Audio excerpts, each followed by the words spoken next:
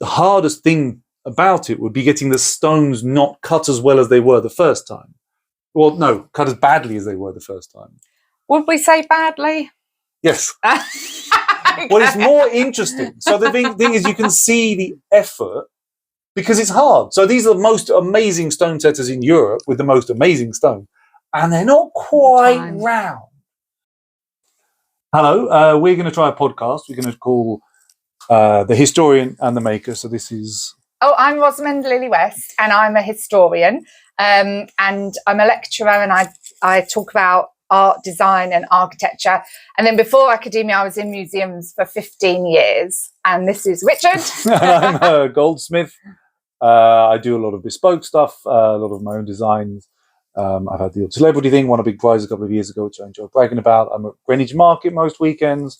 And we thought we might have some interesting different perspectives on things which we could talk about and see if anyone's interested. So yeah, because we often talk about things together, don't we? We talk about things quite a lot. People. Yes. I from kind of perspectives. Yeah, you come at it from a kind of maker perspective, and I come at it from a historian and someone that worked in museums a lot. So you care a lot about details, and I don't.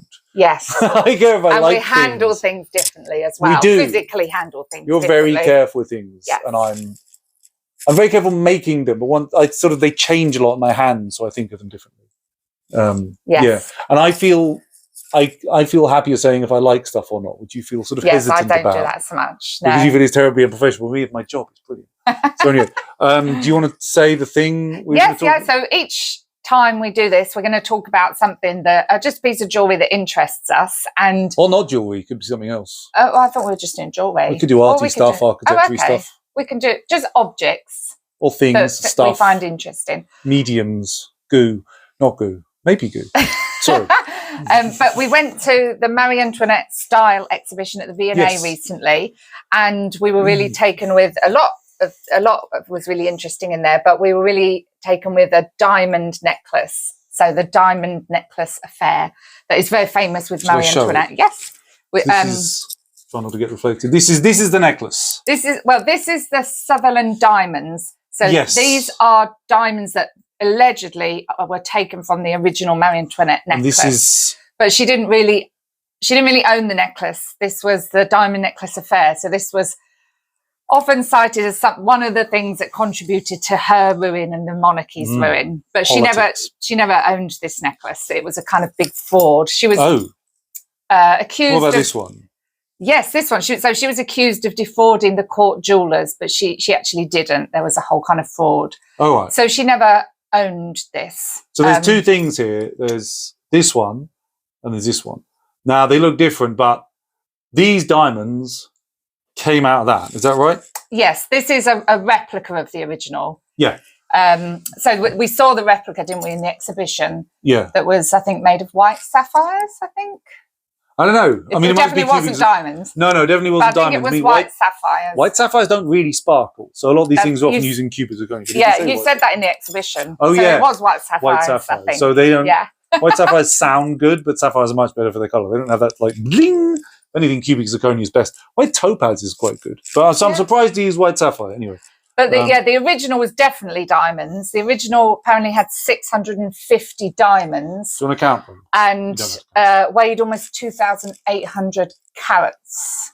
Can you maybe explain? That's divided by 5. A carat is a fifth of a gram. There was a type of a seed, a carob seed, I think, which weighed pretty oddly uniform weight. They found this way back. They found there's this seed that always weighed about the same amount.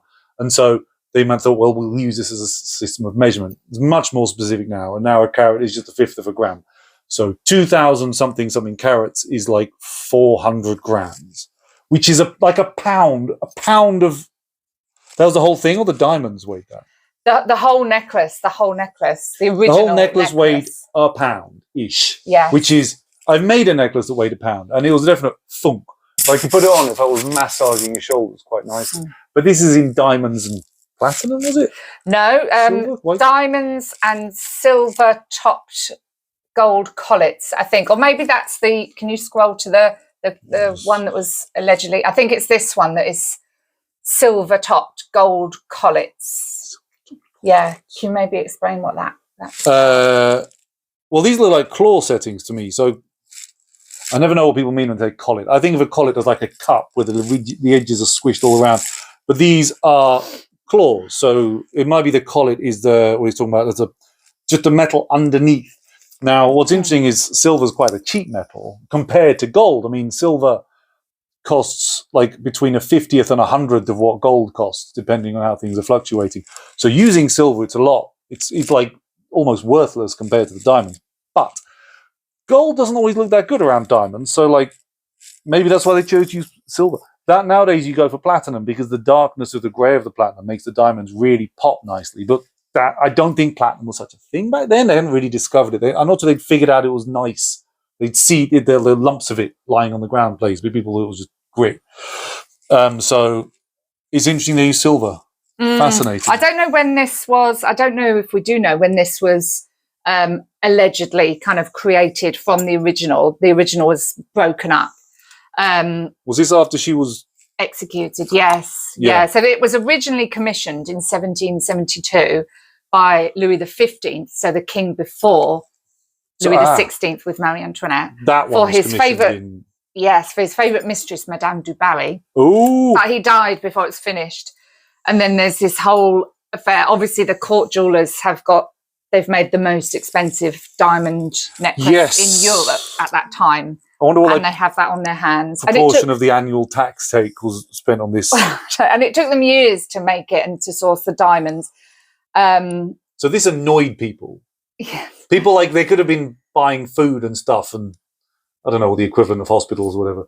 But they could have been they could have been building roads, but they built this necklace instead. And this necklace does not help peasants get to the farm or whatever it is. Well, by the time it's been hanging around, and by the time Marie Antoinette comes along, it is allegedly kind of offered to her, but she never sees it and she refuses it. But then there's this whole kind of fraud thing where someone forges her signature to the jewellers to say, oh, yeah, I do want it and I want to pay for it. But and she didn't do it, but it harmed her reputation already. But diamonds weren't even her favourite stone. Pearls were her favourite. Right. But there are pearls in it. I mean, you can see... I'm assuming those white bobbles are pearls. This is the replica, so it might just be nylon balls. But, pearls aren't that expensive. But then the one that's the Sutherland necklace that allegedly comes from the broken up necklace, because obviously it's very common to break up larger pieces of jewellery. This one has 20 diamonds, and these are brilliant cut diamonds, as we said, in silver-topped gold collets. So brilliant's the round one. Yes. Yeah. Oh, you're the jeweller. Tell me. Yeah. Brilliant's the round one. And the central stone here is 15 carats. And then that's the bottom one there. This is the necklace, and then you have earrings, and then these are necklace extenders. So making especially expensive jewellery quite adaptable and can be turned into different pieces was very common and very sensible way. But interestingly, one of these diamonds, they're all white diamonds, but one is do you remember this? It's like a pink, very slightly pink. So this is, I think, one of these ones down on I can't remember. It wasn't this one. I think this one here is a very slightly pink one, if I remember correctly. Because I thought that was quite fascinating, that how not quite uniform they were. And what I thought was interesting was the imperfections in it. I had this whole thing, I couldn't really tell if I liked this or not, or if I thought it was quite dull. Because diamonds on their own, I think it might be quite dull. It's just some big, fat, shiny white... They are colourless stones. They're just big, fat, shiny white stones. And so now this is quite easy. It's expensive. I mean, to get these natural ones, it's expensive. But, I mean, you can just go on this international database and find these stones. But what, if anything, is interesting about this is the stones aren't as well cut as they are now. So I was trying to think, if you wanted to make this now, the hardest thing about it would be getting the stones not cut as well as they were the first time. Well, no, cut as badly as they were the first time. Would we say badly? Yes. Well, it's more interesting. So the thing is, you can see the effort because it's hard. So these are the most amazing stone setters in Europe with the most amazing stone, and they're not quite round, which I think is fascinating. So now, it's very difficult to get a goldsmithing tradesperson to make something that isn't perfect, because they've practiced so hard and they've got these machines, these trainings and stuff, so everything comes out laser perfect. So the thing that interests me about this is how it's not quite right, But at the same time, I can't decide if I like it because it is just some shiny round things. And if these were lab-grown stones, like now, it'd be quite easy to do. It would be so simple. I think as well, like with a lot of objects, what's interesting is the story behind it as well. That's the thing. I don't think we're certain that this came, or can be certain that it came from the Marie Antoinette necklace, but it's often attributed to, and that's interesting. Isn't that's what I think is interesting. So I like jewellery that tells a story. And I feel like this wasn't trying to tell a story. I think it was just trying to be a big, fat, shiny status symbol. Like, look at me on my massive diamond. In a story. And then it became interesting by accident. Yeah. It was supposed to be incredibly basic, dull, shiny bling-bling, which sure costs a lot of money. So it's a status thing. It's meant to be a status thing. For your favourite mistress. For your favourite mistress. If anyone's interested in favourite mistress, new line I should look into. Yeah, it's supposed to be like status jewelry to show off how wealthy you are for your favourite mistress, but it became something with this interesting story, which then made it much more interesting than it should be. Because, yeah, otherwise I don't think it'd be very interesting. I'd be interested, well, the diamonds are probably other places now. I mean, do you think diamonds on their own are interesting? Compared to other things? They're not, I don't think they're the most interesting gemstone, no. But not the most interesting looking. But again, the story of diamonds, of what's happening with diamonds at the moment is interesting. Because those diamonds, they think of from the Golconda mines in India, where most of the diamonds came from in sort of 17th and 18th century. Oh, right. Because wasn't it, I heard a thing that De Beers in 18-something, I don't know the date, this is me doing history, which I shouldn't, I should shut up. They dug so many diamonds out of the ground at one point. They were like, we've got too many. So they were going to dump a load in the Atlantic. They nearly did this. They had this plan, but then they thought, actually, no, calm down. They just dug a big vault and hid them there. So that's what they are instead. So I think, well, diamonds were there to look expensive. But now it's interesting because lab-grown diamonds can be quite cheap. And, well, relatively cheap. So now they don't look expensive. Especially cubic zirconias. You need a bit of practice to tell the difference between a diamond and a cubic zirconia.